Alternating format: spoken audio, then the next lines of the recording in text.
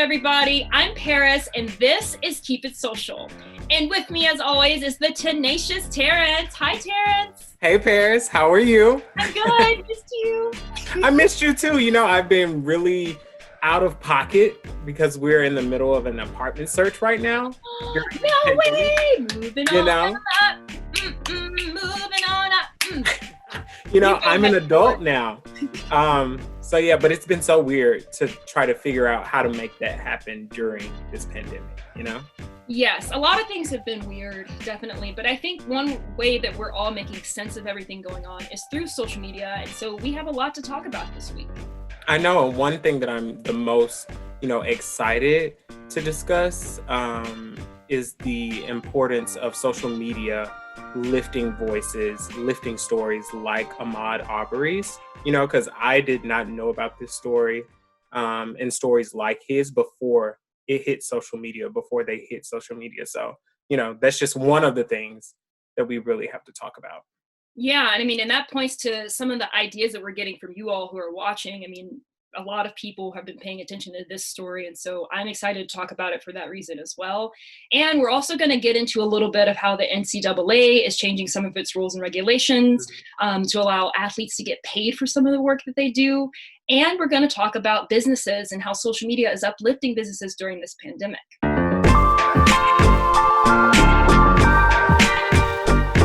Hashtag Run for Ahmaud trended all over social media after a video of 25-year-old Ahmaud Arbery being gunned down while jogging in a neighborhood in Glenn County, Georgia, was released on Twitter. The incident happened in late February, but many of us only heard the story after the video went viral. So would we be talking about Ahmaud Arbery today had it not been for the response to the video generated on social media? Joining us to talk about that today are Zinhle from Now This News and Boston Globe culture columnist Jeneé. Hi, how are you both doing? Hi, hanging in there.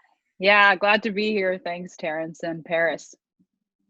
Thank you. We really appreciate you taking the time to join us and to talk about this, especially because it's a heavy topic and it's something that a lot of us have been thinking about even as we've been in the midst of this global pandemic.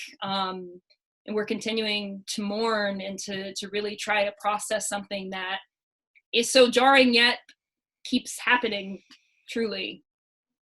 And I know that you both have been covering this. So Jeneé, why don't you start and tell us kind of how you have interpreted the role of social media in this? Well, I use this quote a lot, but Zora Neale Hurston says, if we're silent about our pain, they'll kill you and say you enjoyed it. And for so long, I feel like millennials and Generation Z after them have not had a seat at the table. And our generations came in after the civil rights movement and after popular protest movements. And social media gave us a platform to reach each other in the farthest corners of the world. So news that would only be local and would be glossed over became global and national thanks to hashtags, thanks for being able to share. When Trayvon Martin was murdered and Zimmerman got off and Black Lives Matter became a hashtag, it's been used over 30 million times. And counting, counting way more than that probably at this point. It's something like over 17,000 times a day. I think that it is a megaphone. I don't like to use the phrase voiceless because we are not voiceless. We are living in a system that silences us and ignores us and creates voicelessness, and we should be dismantling it. But I feel like social media helps give us a platform, and it doesn't guarantee justice, but it does give us a platform to push action. Like arrest is not just justice. A conviction would be justice, but really, truly, justice is us not living in fear, period. Like that is when we have justice. But I do think that social media has become a tool of activism and a tool of solidarity and a tool of protest. From what I've seen from where I sit. Yeah, and it for me, I think we might all agree with this, that it also has become a tool of collective mourning in so many ways. And thinking, especially when you think about the solidarity that was shown on Ahmaud's birthday, with everyone saying, I run with Ahmaud, and running 2.23 miles, to show that solidarity with him. And so Zinhle, are you thinking about that part of it?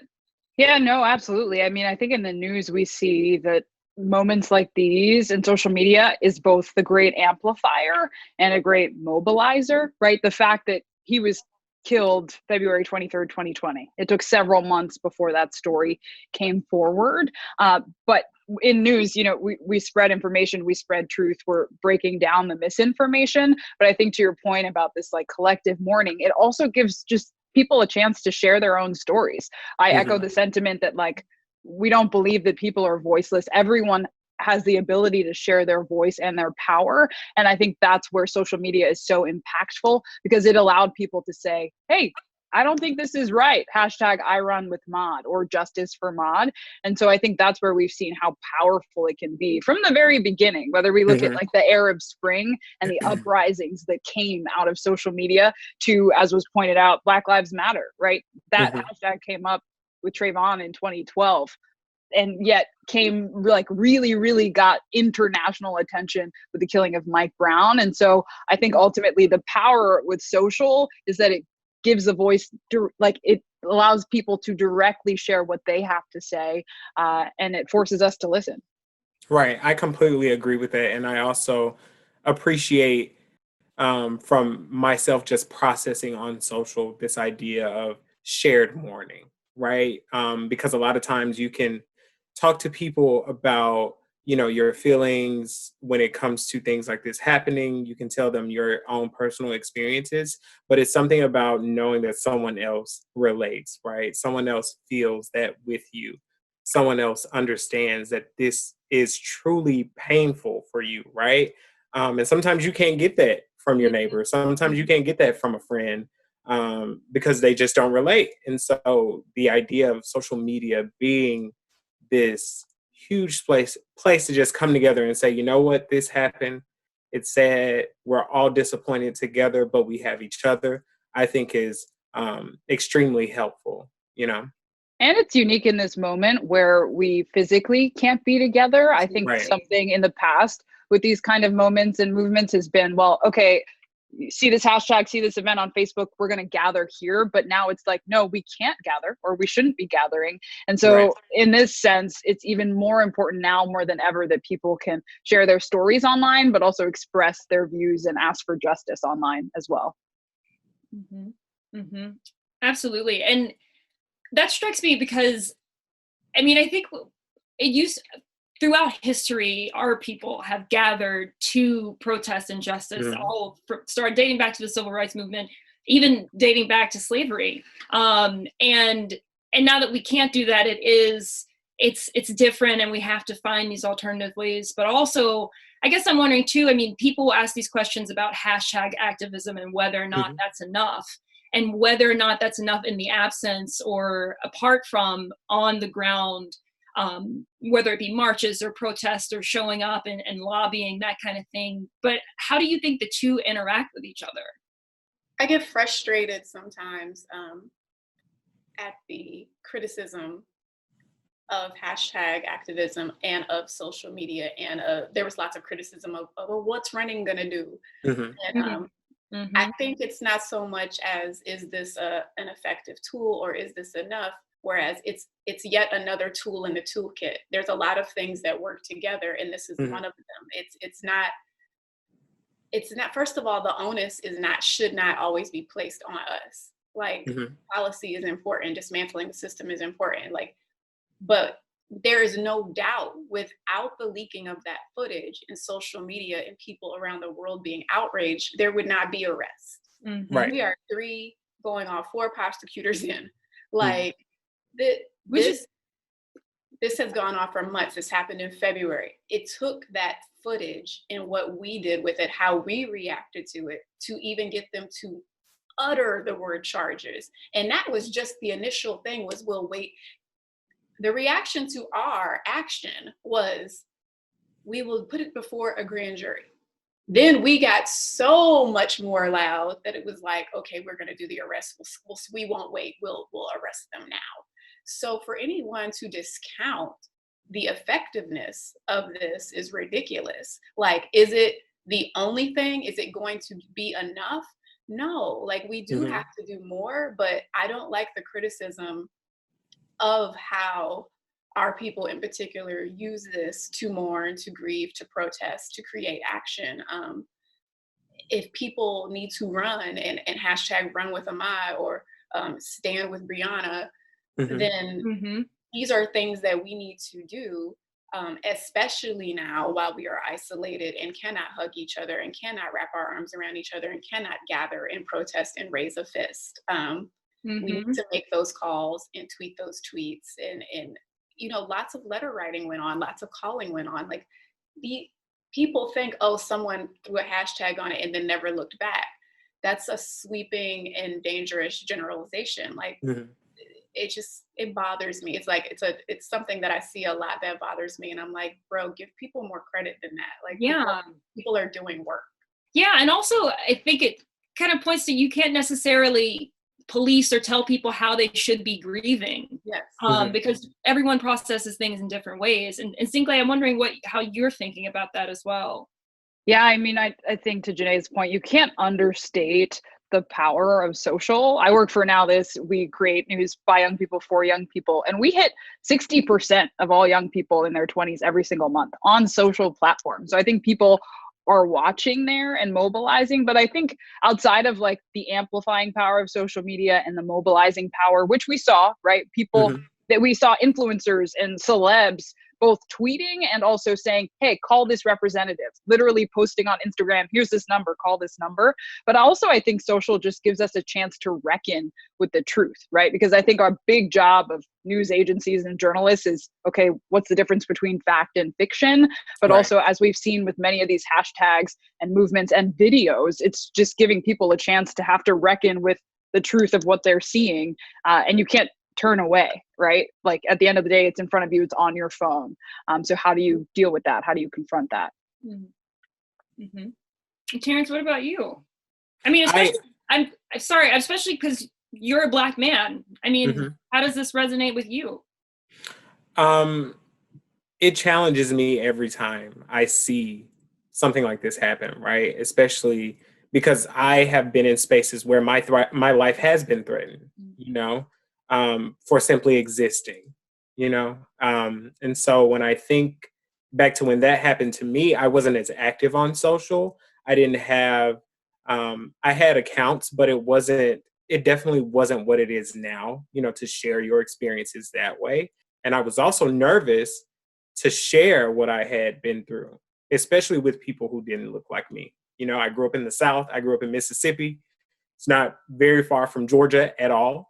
And so those realities are a real thing. And I think social media now, this idea of us using hashtags, you know, sharing videos, sharing footage, is a way to say that these are not isolated incidents. This is not just some random thing that happened. It's showing people that they too need to confront, we need to confront our own culture and our own society and really deal with all of the underbelly that makes this happen over and over again. Well, we'll certainly be continuing to wrestle with this. And Jeneé and Zinhle, I want to thank you both for putting out work that helps us process this and can offer us some kind of clarity. I think that's the word I'm looking for as we're trying to do that. So Zinhle Ahmaud from Now This News, thank you so much for being with us. Thank you all for having me. This is such an important conversation, and I'm so glad it's happening. Thank you. And Jeneé Osterhout from the Boston Globe, thank you as well. Thank you so much. And I just wanted to just give a nod to James Baldwin, as I often do, and just remind everybody what we're doing on social media is a form of witnessing. And he said, is, you know, what can we do other than love each other and be each other's witness? And it's really important to understand the power of that and what that means to bear witness to the truth of each other. And thanks for having us. Thank you.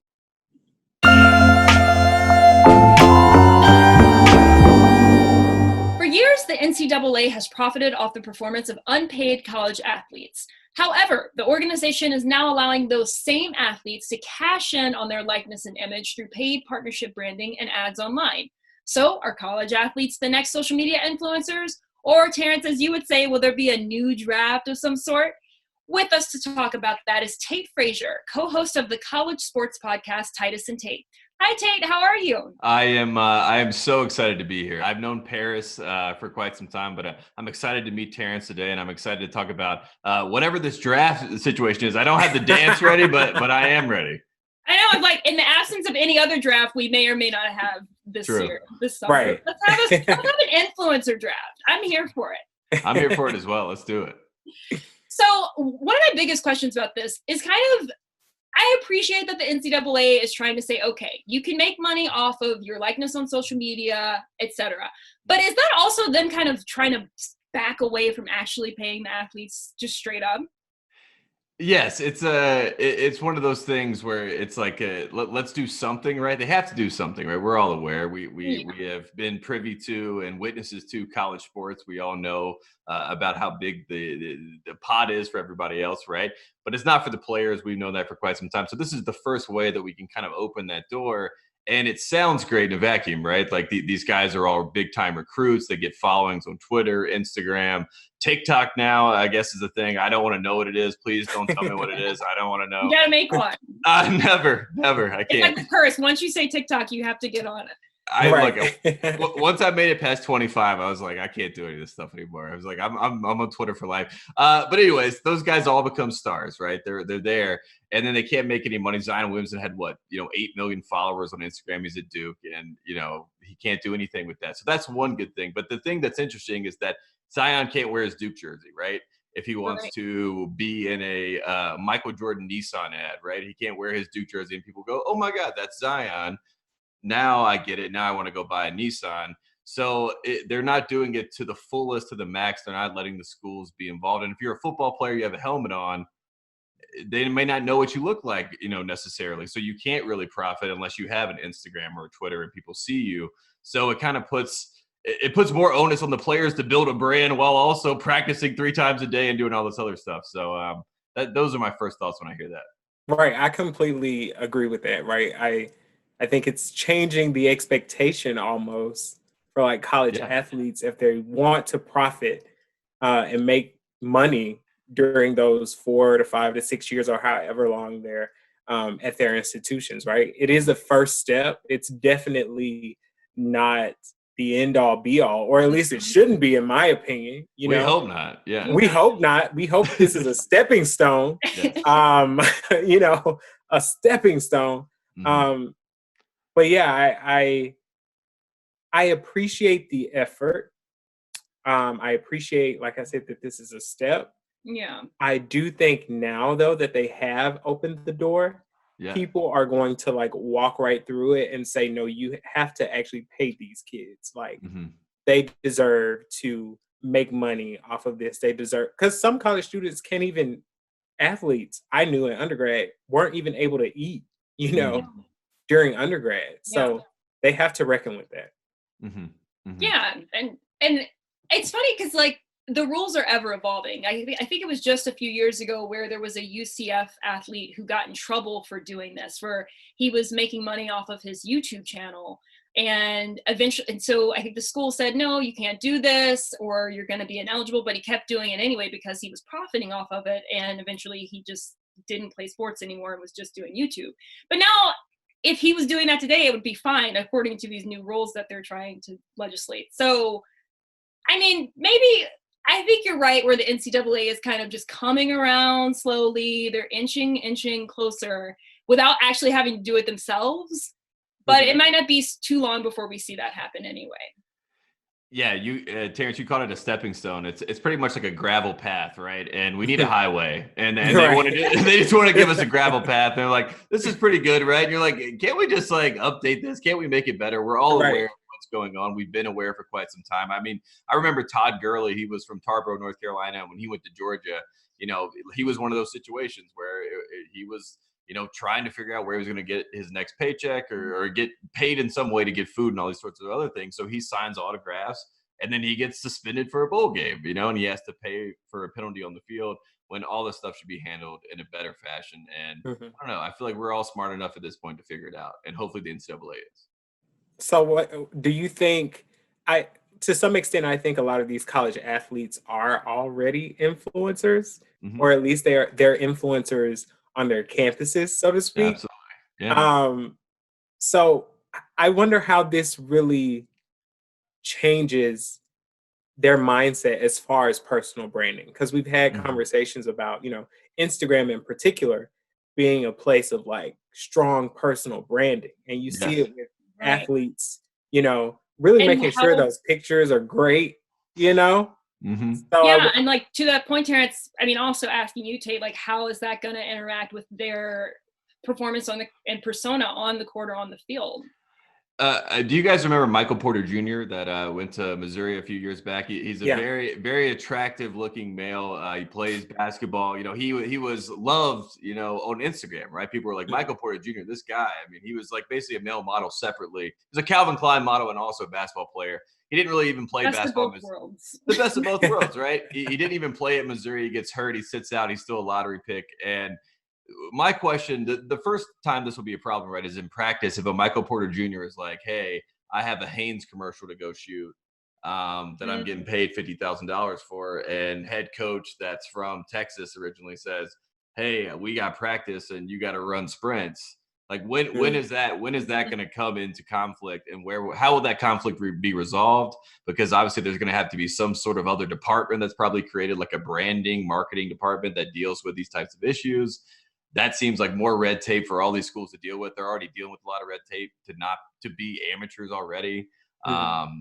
It all sounds good sometimes in a vacuum. And as you read the legislation, you're like, wow, the NCAA really doesn't want to do much here. And they're probably going to put in a lot of barriers for guys that, if you go to an Alabama, is Nick Saban really going to let you go do all these commercial opportunities?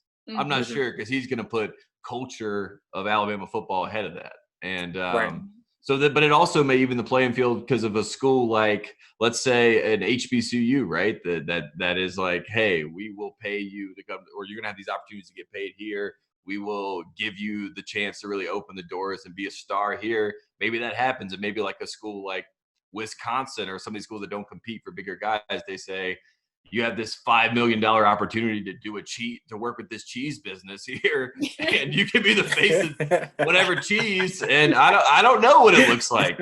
I think that's why I find it fascinating. You know, it could be as big or as small as we want it to be, which is, I want it to be as big as possible. Zion should have been like on a Microsoft ad, you know, it should have been Zion. It should have been like, buy this Microsoft Surface, because I might have bought it. I'd be like, man, Zion tell me to buy it. Probably would have done really well. So. Well, yet to be seen. We'll keep our eyes peeled, and we'll also keep up with you and see how you're making sense of it all. So yes, Tate, thank you. Yes, Tate, thank you so much for joining us today. We really appreciate it. Yeah, thank you guys so much.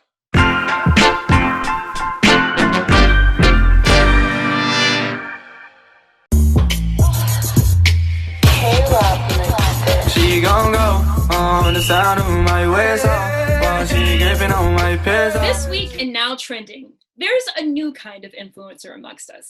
Healthcare workers across the globe are growing huge followings while fighting the pandemic on the front lines. Whether it's a selfie or a quick video to brighten people's day, these workers are doing that much more to make the situation better. Imagine all the people living for today. You might say that I'm a dreamer. So, Terrence, have you seen any of these posts? I have, actually. I've seen a lot, just scrolling through hashtags of, like, you know, frontline workers and, you know, stay home. We go to work so you can stay home, you know, all those kinds of things, right? And I think it really speaks to just the tenacity of these healthcare workers. You know, they're doing their job in the hospital, and here they are, still giving us a little piece of happiness while we're at home.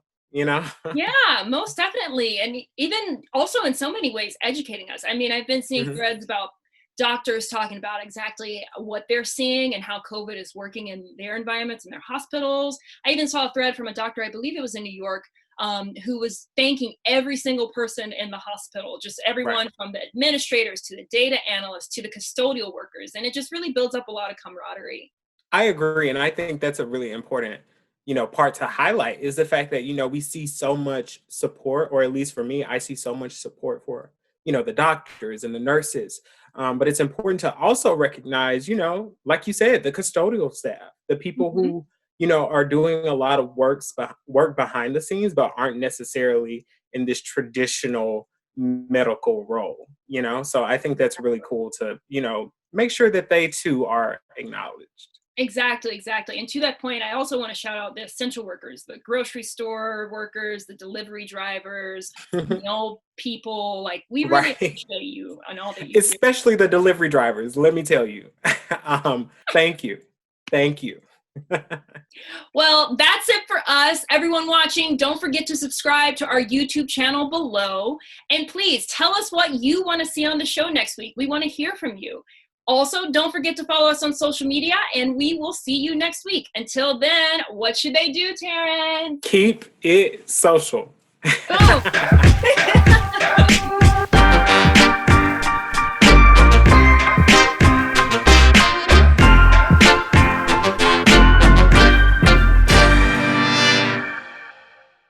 A production of WGBH.